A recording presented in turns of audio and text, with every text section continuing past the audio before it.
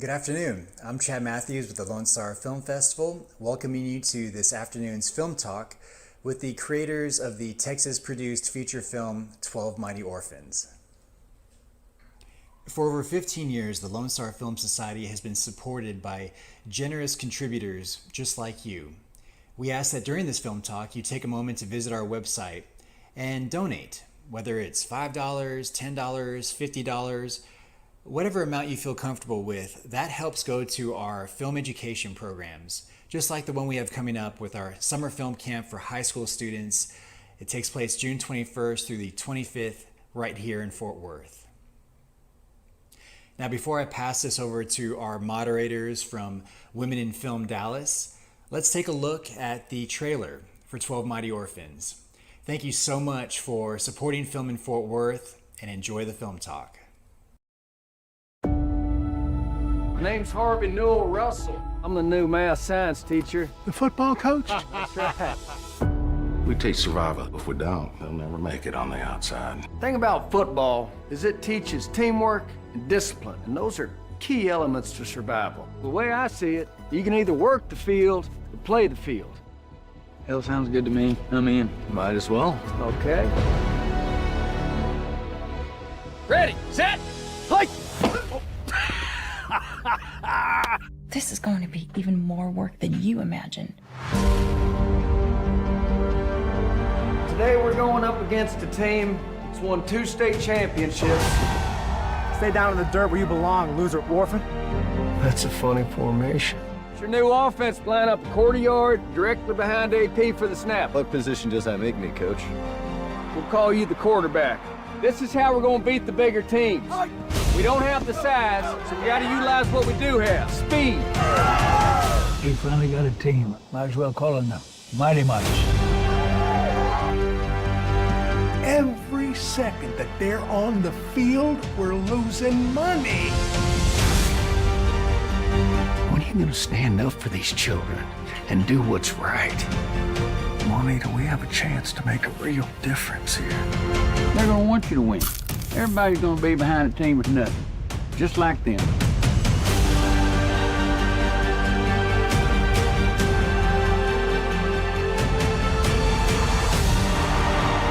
It's hard to believe when all you've known is hurt and loss. I look at you boys and I can honestly say I'm proud to be an orphan. And you'll feel the same way if you can believe in yourselves and believe in each other. 1, 2, 3, march!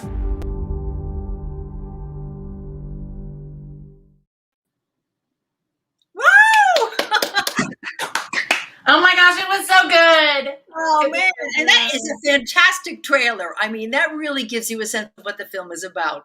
And I want to start off by saying it's PG-13, so take your family and watch this film. It is inspiring. It's amazing. It's just what we needed coming out of all of the mess that was 2020. I mean, it's just such a feel-good, down-home, American, It's beautiful. great. Hey, Tiffany, let's introduce ourselves, hey?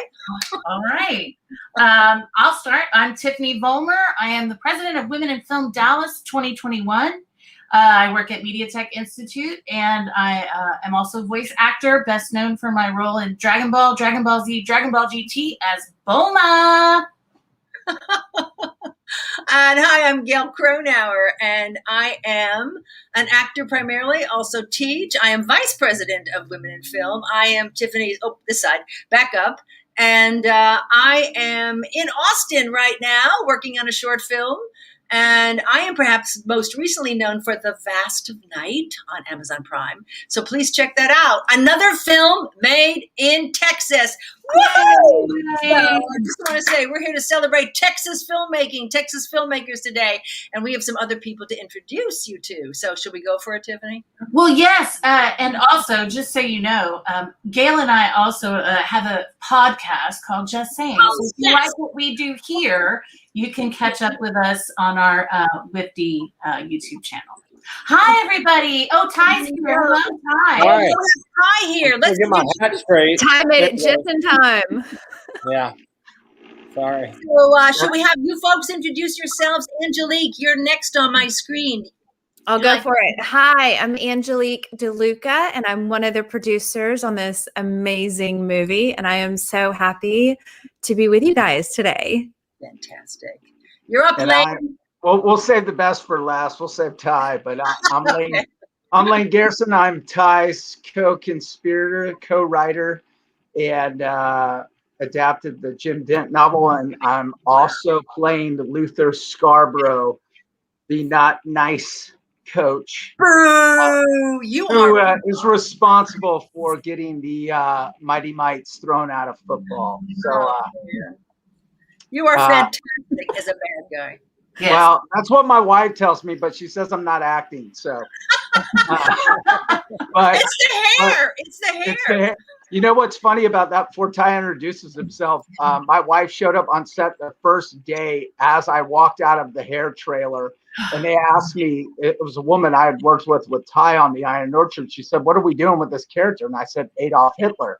And she laughed, and I said, "No, that's the look I want this guy to be menacing." And I walked out of the hair trailer, and my wife saw me and just shook her head and turned around. Yeah, so great. It's great. It was so good. As a hair and makeup person, I mean that shine and that just the way it swung when you were being just all your character. It was beautiful. So and on your finger, I was so impressed. So I had a good director. That guy right there. Ty, you're on. Hi. Well, my name is Ty Roberts, and I'm Lane Garrison's personal assistant. Lane and I spent, I don't know, 6 or 8 months in an 8x12, not a cell, but almost a cell, in a back house in South Austin, trying to figure this thing out. And, it's a wonderful book, and it spans many years, and we kind of tried to continually chip it down to become a wonderful 2-hour film. And, it's never an easy task.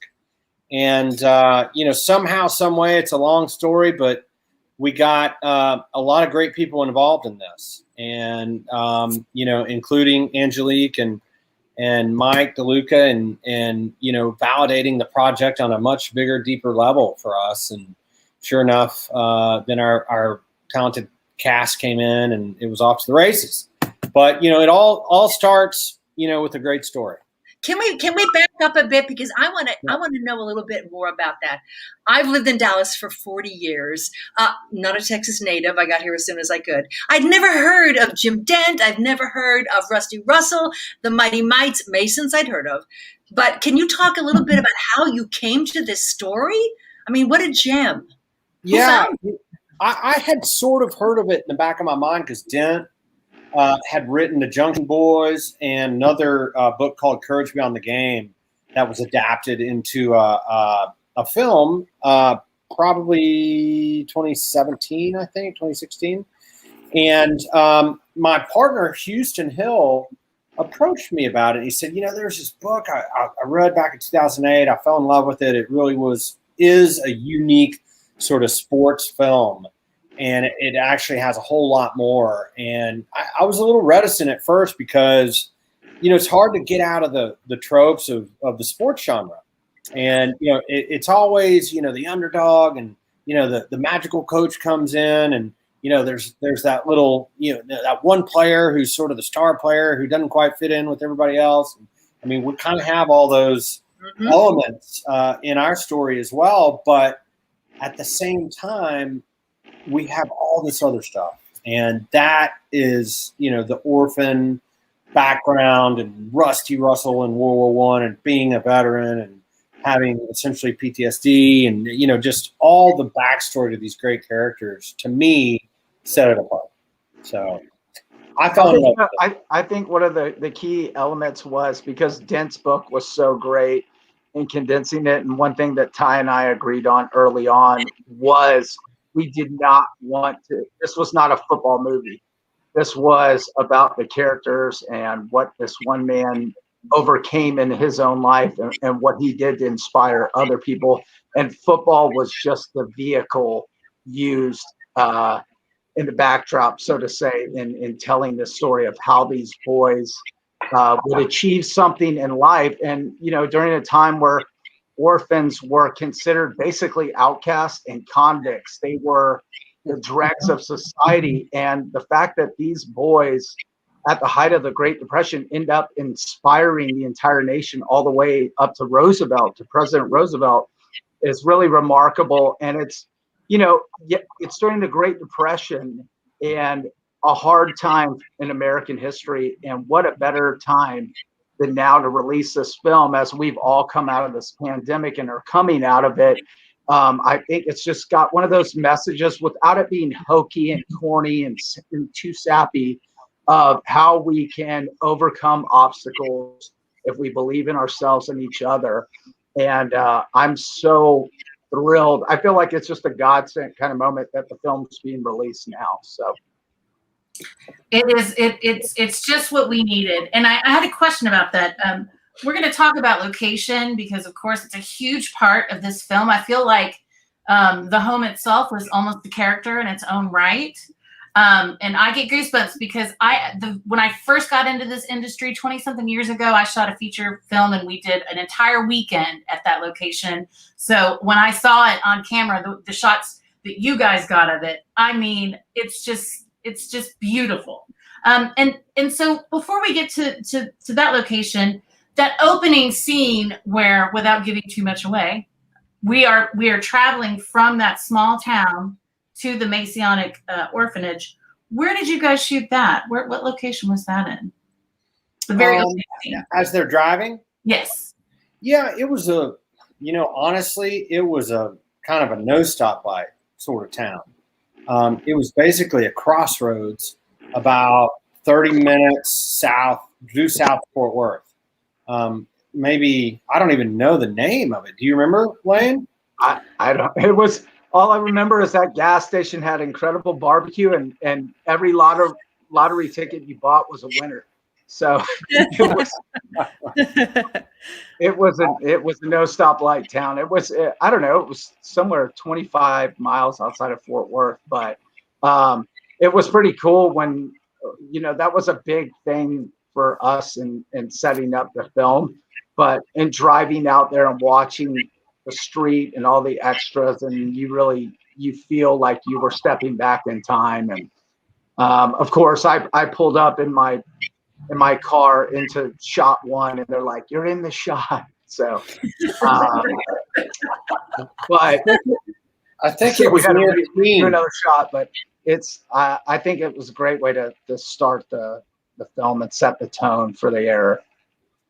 Yeah, but you know, sorry. No, I was just going to say, you're talking about all these amazing locations in the Fort Worth area, which were absolutely beautifully shot.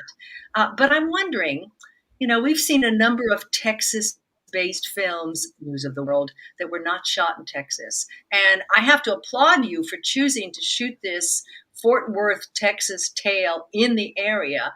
Did you ever consider shooting it outside of the state? We were briefly lured away. You know, there are better tax incentives than the state of Texas, unfortunately. You know, Texas really had a great program about 15 years ago, and then they got superseded. And, you know, but the beauty of it is that we had so much local support that it far outweighed the financial. I noticed just looking through your credits with crew members and extras, and I recognized a whole lot of names. So thanks for bringing some work to our community. Well, you bet. And Angelique sat with me for 2 weeks, casting local boys who filled about 10 of those roles. How did you find those football players? They weren't football players, that's for sure. I coached to a football, like where the high school has said you guys will do. Yeah, I coached football camp. Those kids couldn't throw or catch a ball. In fact, the first play I had them line up before, and I said, "We're just going to run go routes up down the sideline. Let me see who can catch." And the kid who played Snogs, I threw him a perfect pass, and it bounced off the top of his head, and he fell down. And I said, "Yeah, these These guys are perfect. And but you know what? Through that experience, they bonded during that football camp, and really they were becoming the Mights because they were scrappy and scrawny and they wanted it. Which worked out perfect, you know? Yeah. It worked And out perfectly, what you know, was it? with the original Orphans. What were they? 9 out of 12 of the boys were from around there, I think. Yeah. Yeah, just about. Yeah, they were just And about. then, Yes. a big question for me is, how do you choreograph and shoot those spectacular plays? I mean, was your Hardy a football player? Because he had to do some amazing things. No, really, that was Lane and Coach TJ, who was a expert in period formations and all that stuff. Lane can tell you more about that. Yeah, we like I said, those boys could not play ball at all, and I was worried after day one. In fact, I think I told Ty, I was like, dude, what are we doing? These guys are not going to get it. This is bad. Like, they might be able to act, but we're going to have to cast stunt doubles galore. And they put their heart and soul into it. And actually, I think one of the turning points is my buddy is Cliff Kingsbury, the head coach of the Arizona Cardinals. His favorite book happens to be 12 Mighty Orphans. So he sent a congratulations to the boys. And they saw that video and they got pumped up. And then we went out to the field day 2, and they just started little by little getting it. And although we did have one scare with Hardy Brown, I remember when he we brought in stunt folks to do some of the hitting, but these guys really stepped up and wanted to be as involved as they could, and they turned out being awesome. And just the way that you ran back then, it was different. It wasn't you weren't juking folks on the field. You're like upright, all gentlemanly and proper. Yeah. It's kind of a weird, it looks funny, so it kind of fit with these guys who didn't know any better anyway. Yeah, and it worked out. I think that was one of my favorite parts, of the process, is being in the casting room with Ty and Ann, our other producer, and seeing these young boys come in who have never done any acting work at all in their life, most of them, and it was just so awesome to see them nail these lines and hit their cues and just like totally rock it. And they got to move on and star in a movie with Luke Wilson and Martin Sheen and Robert Duvall. And for me, being a struggling actress back in LA a long time ago, being on the other side, it was just, I don't know, it was just so gratifying, to see these boys be able to start a new career possibly. And they were all, they did so amazing through the whole movie. They were so good. And I love, I was just talking about this last night with Haas, who plays Rembrandt in the show or in the movie, and we were just talking about their looks. Each one of them is just this very unique, distinctive look, and it just fit the characters perfectly. And like Lane was saying, they came in green on the football side too, and it just worked out beautifully because the coach took these orphans and taught them how to play football, just like Lane had to do. And it was just such this really amazing, organic beginning from the get-go, I think, for this whole film. Yeah, it was really, really enlightening, and you felt like you were kind of creating and making dreams come true. Angelique and I would look at one another and be like, yeah, he's got it. Or, maybe not. Let's put him on the back burner. But I feel like, don't you, Angelique? Don't you feel like these boys were like, we were able to make dreams happen, and that right there, wow. I feel like so too, cool. Slade Monroe was kind of watch out for him. It could be breakout role for him. This is his first thing, and I think he really stepped up to the plate. He's obviously the kid that plays Weedy, the quarterback, and I think he's just got some really powerful scenes in the film and did a fantastic job. But as the actor side of me, I always will credit the director and say that the director knows how to pull a great performance from people and get them there. And Ty, I was fortunate enough to work with Ty before on the Iron Orchard, and you know, I think having him at the helm of this, we had just come out of doing that film same period, so I'm sure by now he's ready to leave the 30s and 40s onto the next venture. But I think he mastered it great. And the last thing I wanted to say really quickly, because I know this is about, you know, film in Texas, and we're proponents of that. Ty mentioned it briefly, and like I said, we did the Iron Orchard before out in Midland and Big Spring and Odessa and Gale, all the West Texas towns. And obviously tax incentives were bad, but that was also based on a book. And we shot at actual locations where that novel took place. And the town that embraced us and gave us land and property and oil rigs and helped us, literally the entire town would come out. Those are things that you get when you shoot in Texas, as we got in Fort Worth, that are invaluable. That no tax incentive is going to give you that. And that's just the Texas spirit, right? It's like, how can I help this person out? What do you need from me? And when do you need it? And so to me, yeah, Oklahoma, Louisiana have great tax incentives, New Mexico, but it's that Texas pride that we all have that I think helps when you're shooting something like this.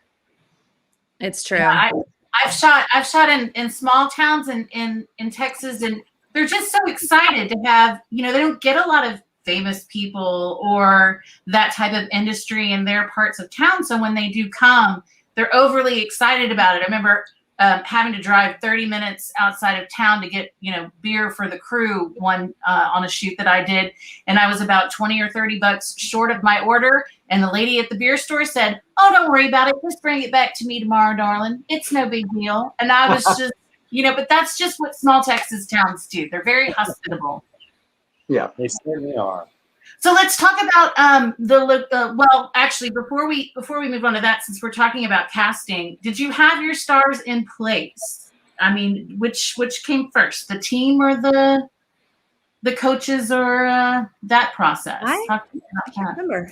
I think Luke was our first, you know, catch there, and we probably were in the process of locking in Martin by that point. But so good.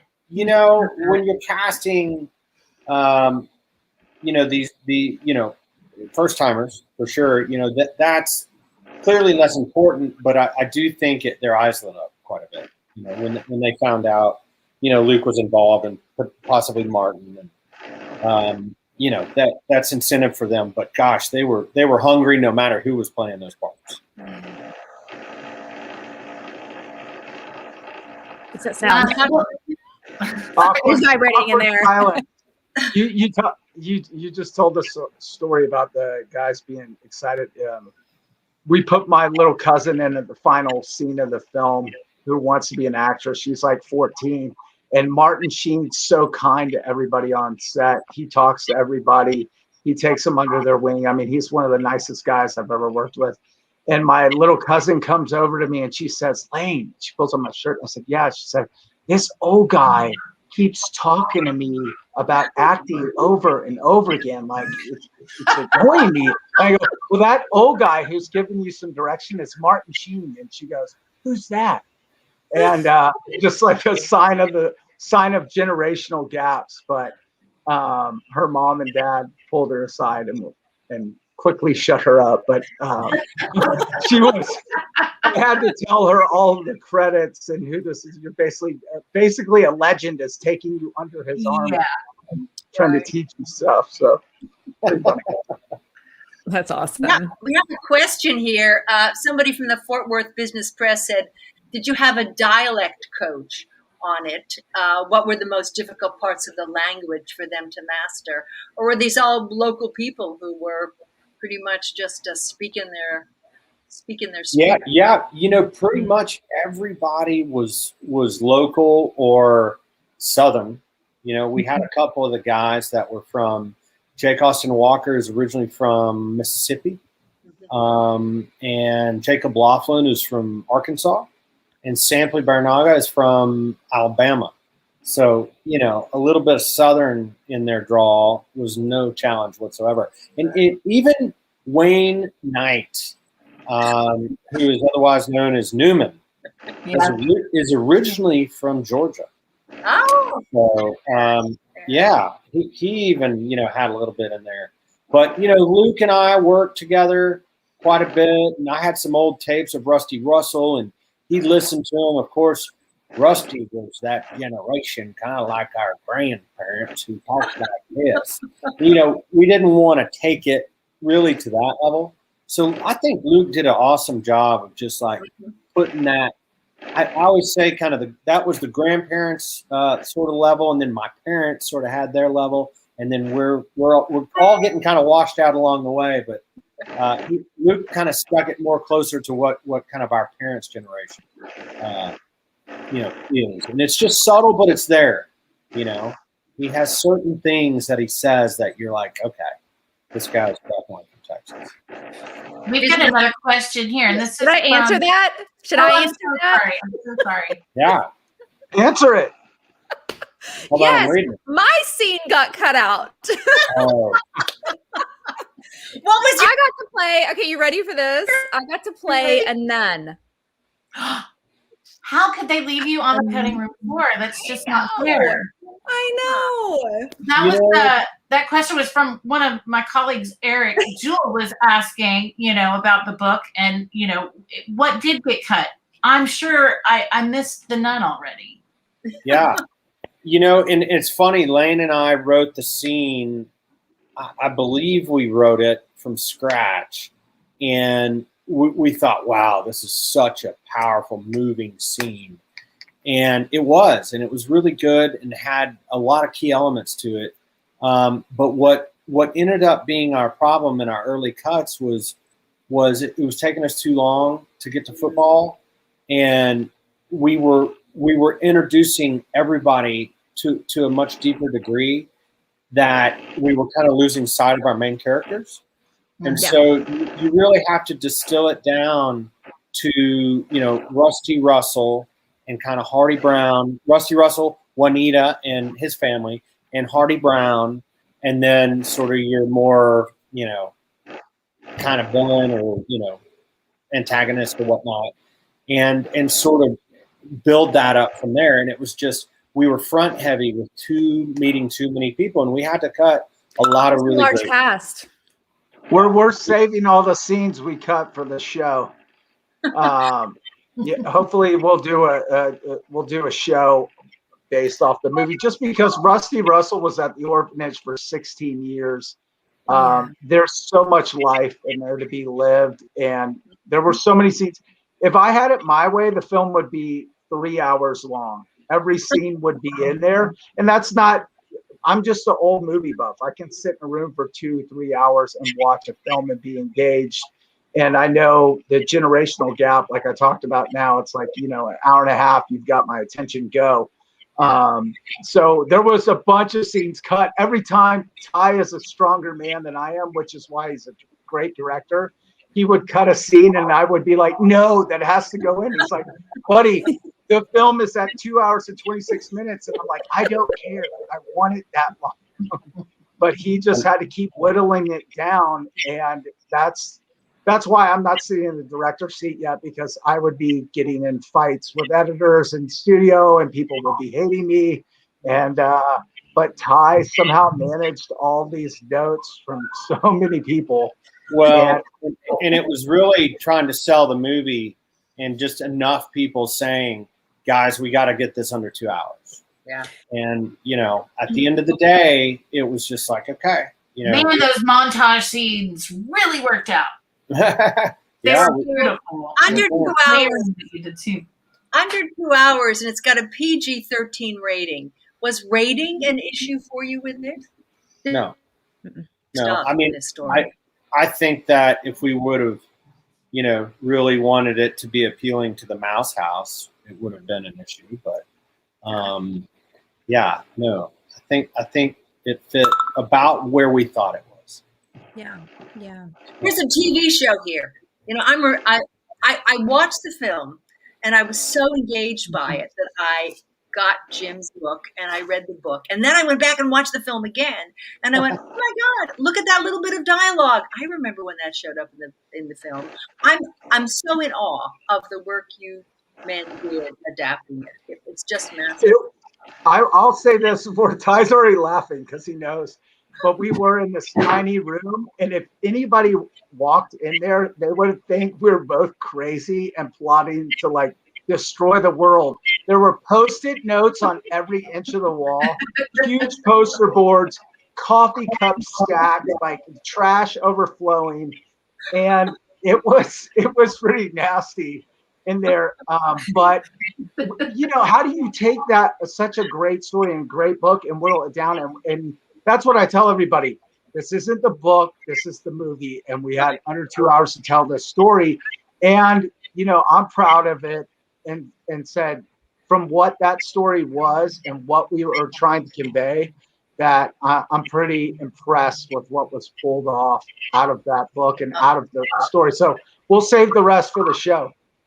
Definitely. Well, and going back to the just to the story, as a filmmaker and being married, Michael De Luca is my ex-husband, and being around the industry for so long and hearing about all the books and the scripts that would come across his desk, and he would always say, you've got to read this script, or what do you think about this story, or and for both of us, it was what really drew us to those particular stories were the ones that were just true, that hit everyday life, everyday emotion.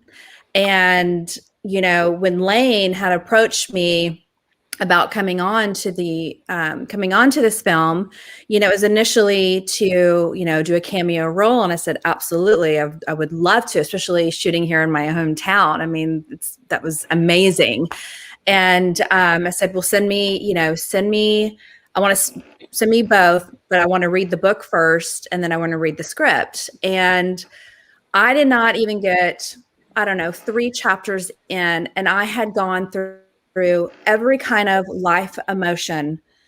And to me, those are the ones that make the best movies, because no matter where you are in your life, you can relate, and you can relate to these characters and relate to what they've been through. And that's what makes this the story in this film so amazing and intriguing. And I think a lot of people, like Lane said, this is not just a football movie. It's not. It is so much more, and it's so beautiful and inspiring. And it's going back to the editing. It's hard because you want to put every single scene and every single little person's story into the movie, but you can't. But thankfully we have, Ty and Lane, who are going to, push their way through and make this a TV show. So everybody get ready, because you will know every single story. So the nun will come back. The nun will come back. Don't worry. Oh, good. It was so fun to play. Oh my gosh. I have to tell something really funny.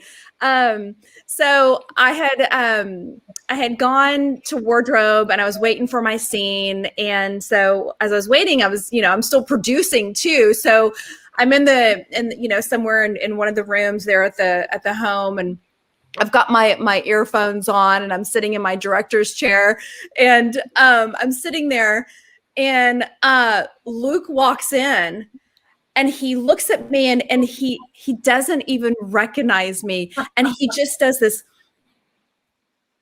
I was like, Luke, I'm like, it's me. It was so funny. He's like, oh my gosh, I didn't even recognize you.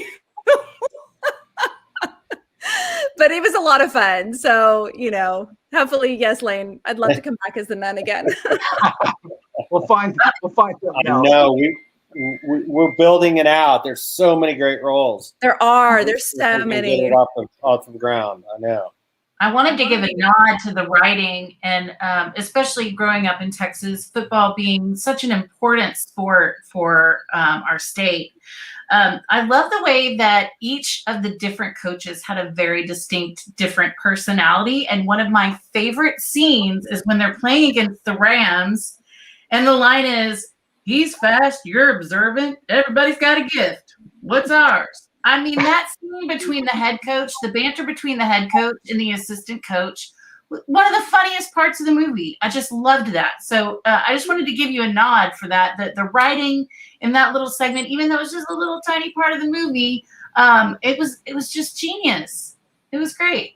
Coach Timmy.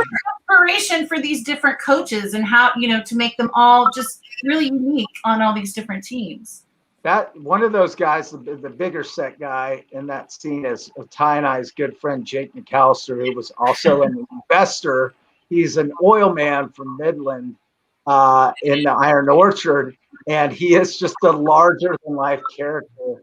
And we have clowned him about that. We actually call him Coach Timmy now anytime we're on Texas.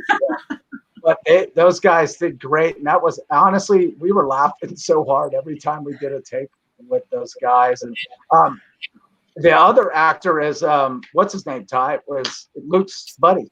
Yeah, I was trying to find him. I didn't see him on the IMDb page because he was great. It's Bob from Bottle Rocket, Robert Musgrave. Oh. Their timing was just really, their chemistry was hilarious. Yeah. The way he just threw some of that stuff around was just. It was mostly improv, I gotta tell you. Really? Yeah. That was great. We'll take credit. Yeah, we'll take credit. Well, you kept it direction, it didn't end up on the floor with the nun, so there you go. Some of the stuff did. He had some other really funny stuff that I had to let it go. Let's bring him back for the TV show. I think he's a real character, that guy. If you've seen Bottle Rocket, he's the fourth friend. Yeah. Okay. So another funny story, speaking of Bottle Rocket, is when I was younger, venturing off into testing the acting world.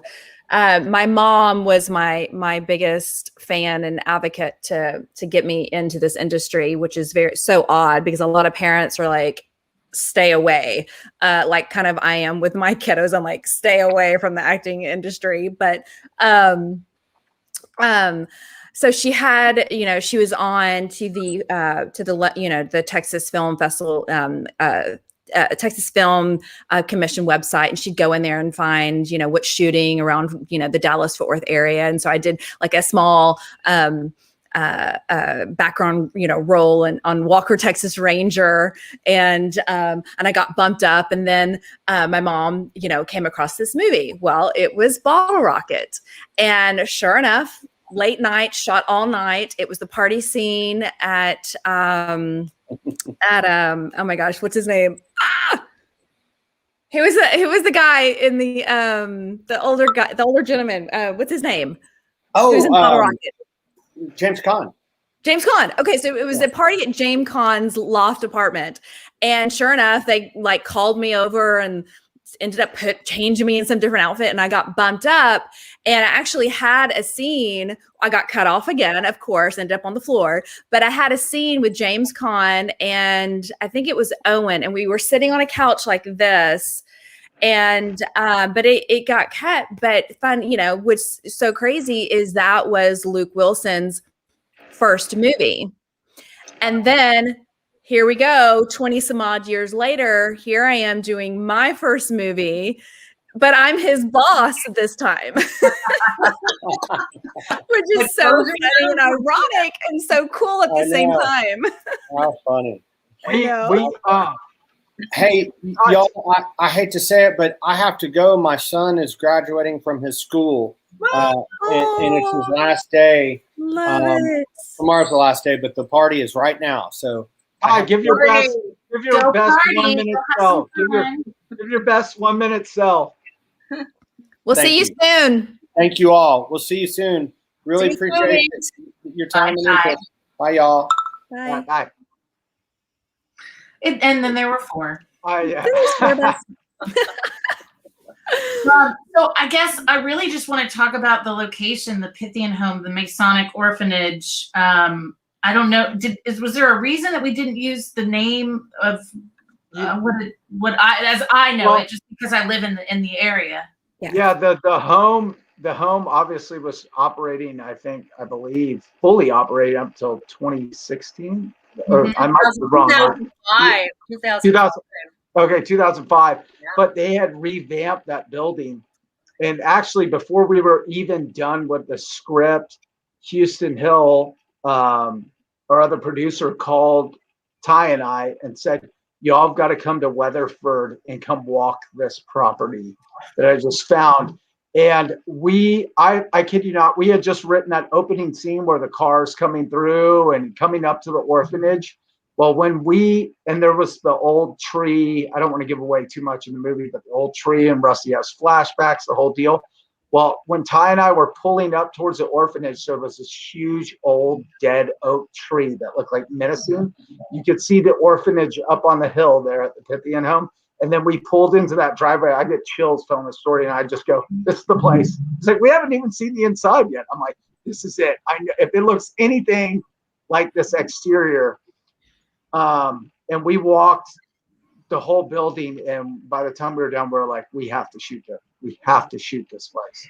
Yeah, I love the stairwells in that place right around sunset. It just lights up the whole stair. I mean, it's just beautiful. It's absolutely beautiful. It was perfect. I mean, the land around it. I mean, they got to shoot the football. I mean, the football field there. I mean, it was the barns.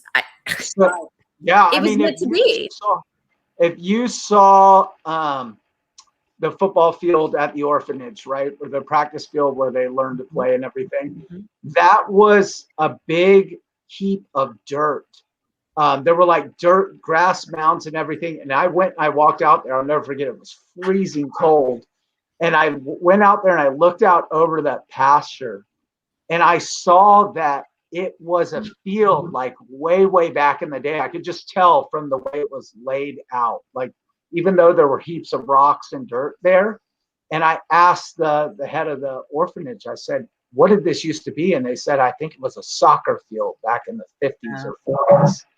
And I just felt it there. And I was like, this is their football field. This is where they practice. That's the apartment.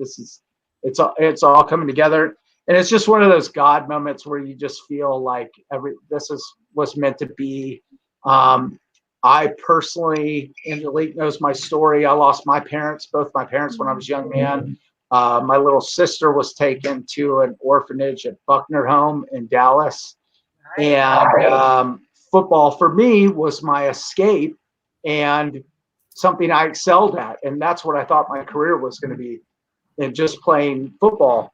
And really for me, I didn't even know about this story. That's the crazy part. I never heard it growing up, and I grew up in Dallas.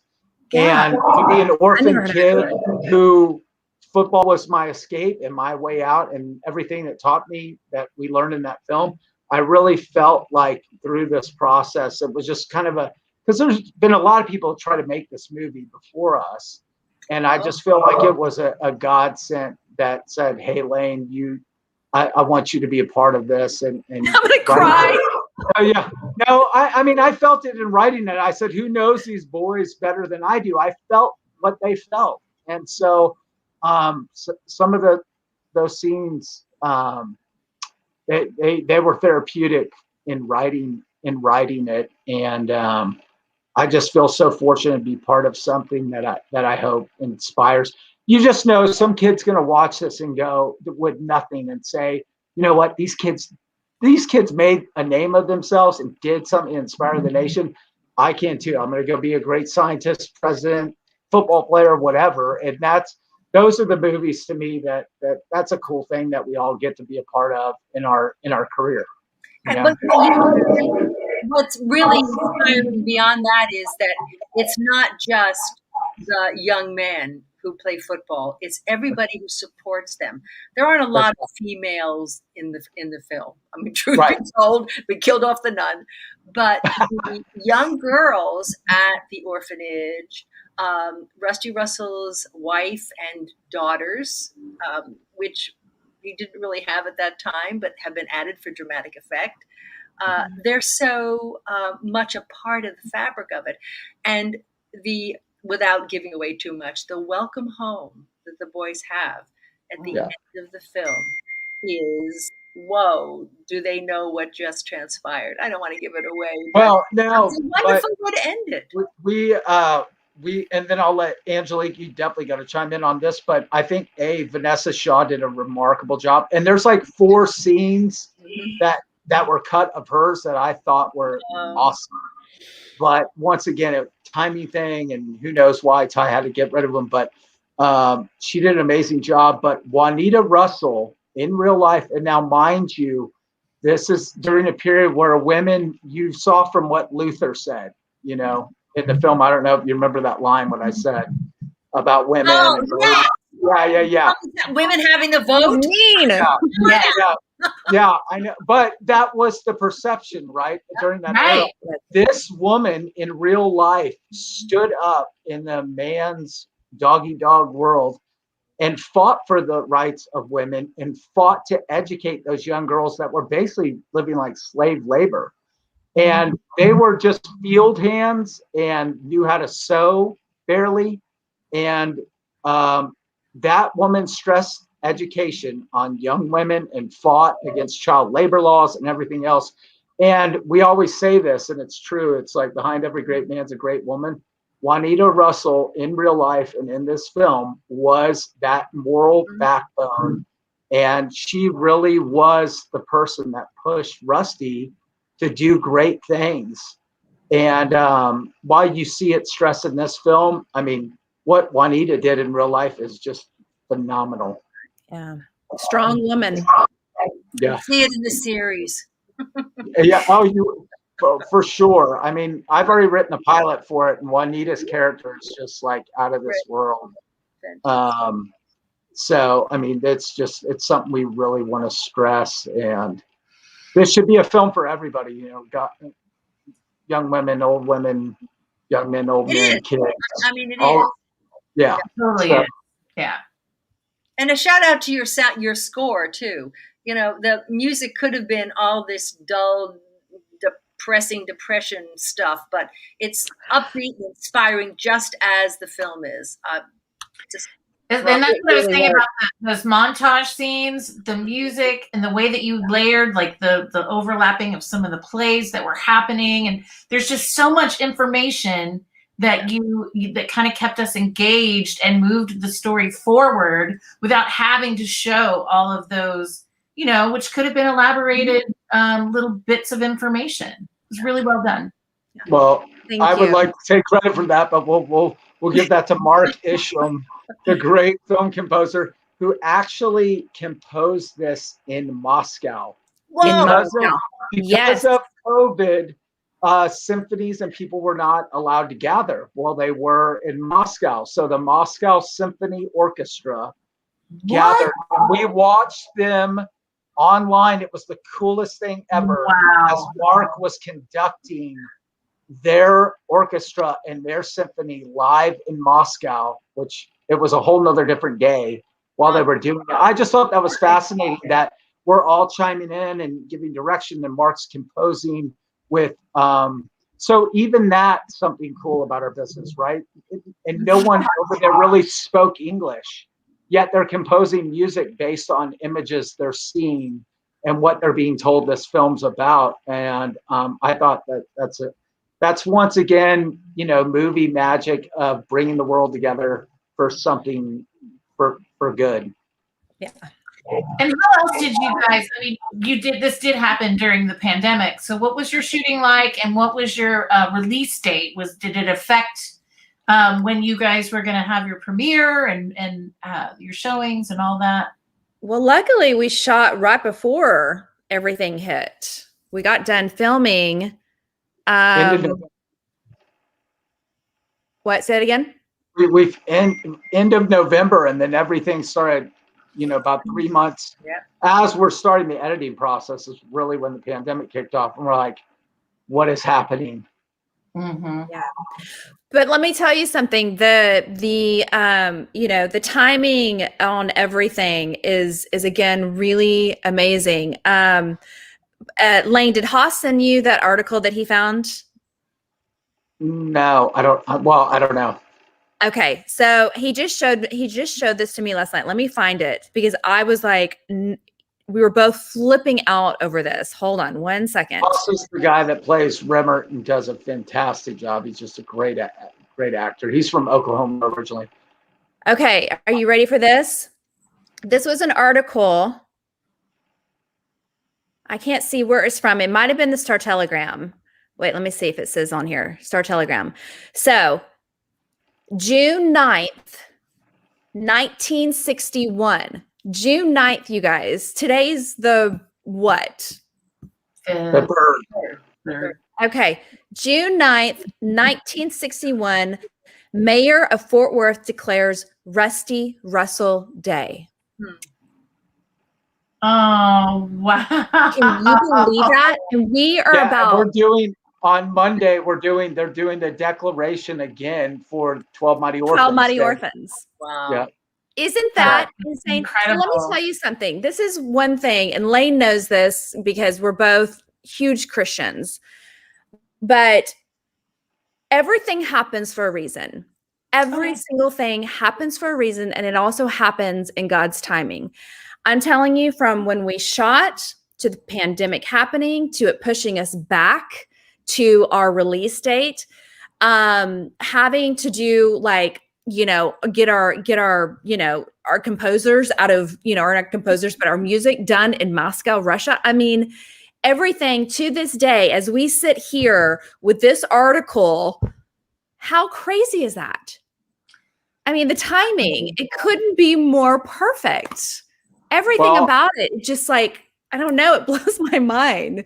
I just think it's really cool too. And there are I always say coincidences are God's way of saying anonymous, but Rusty Russell was such a selfless, humble man who lived to help and serve other people, as did Juanita. So it's so cool when somebody comes along in life that lives their life the way that he did and the way that Juanita Russell did. And they're so kind-hearted and generous that their story keeps living on, and it will keep going on. And that's such a remarkable thing. In fact, Russ Morton, who's Rusty Russell's grandson, was on set with us every day. And the little girl that plays Betty is his mom. So his mother just turned 95. He just showed her the film. He hadn't been able to see her because of the pandemic. And we got him we got Sony to give him a link to go show his mother, and she just sobbed and sobbed.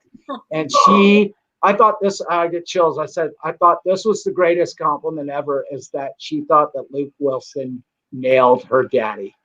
And that her dad, she said that her dad would be so proud. Okay. And she just hugged Russ, and she was so proud of the movie and so blown away. And she, to be moved to tears and say, "That's my daddy. That was my daddy," was just, and it's a testament to Luke. This is a role where I don't think people are ready to see him. Yeah, they've seen the Royal Tenenbaums and seen a little bit of dramatic acting there, but he is so great in this role. He nailed it. He really did. Yeah. It's a role he hasn't played before. And I mean, I'm telling you, I know Lane feels the same way. I think it's an honor to be part of this movie that's going to shine his light in this direction. And I'm, we've been talking about, we're excited to see what other roles he's going to get after this. And good news for you guys, you've been accepted to the Tribeca Film Festival. Yes. Congratulations. I'm sure you guys are wonderful.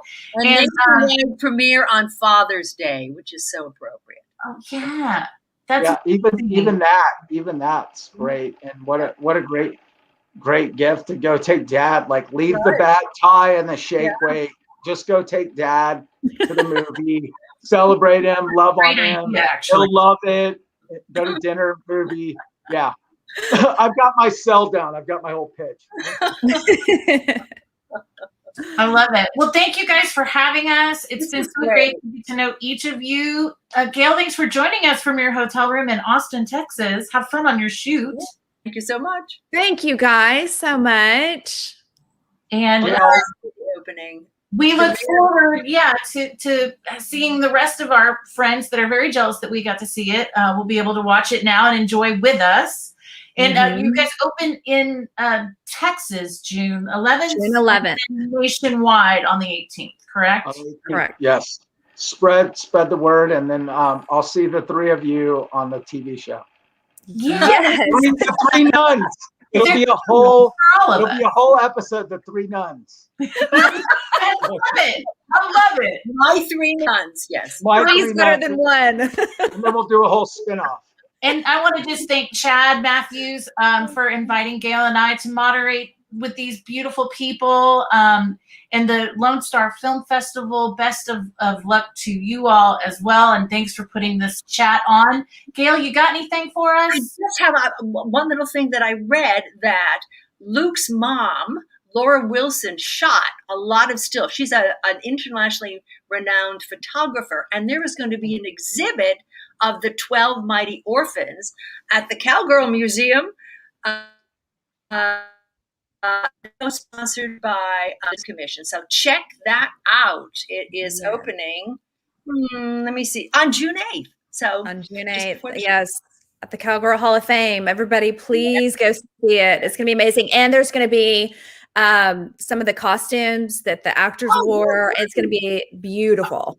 Are there any other descendants that are, from the movie, like orphans or people that were at the orphanage at that time, as far as like family members that are going to be affiliated with the film, or that are still?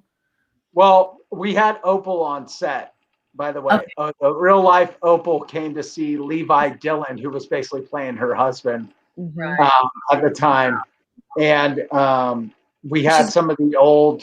Yeah, she's such a sweetheart. It was such a sweet photo. You'll see some of those photos, though, of the real life mites and guys that were there. At the very end of the movie, what they did after their stint at the orphanage is just awesome. Yeah. Well, thank you guys. Thank you. Thank you. Thank you, Chad. Talk soon.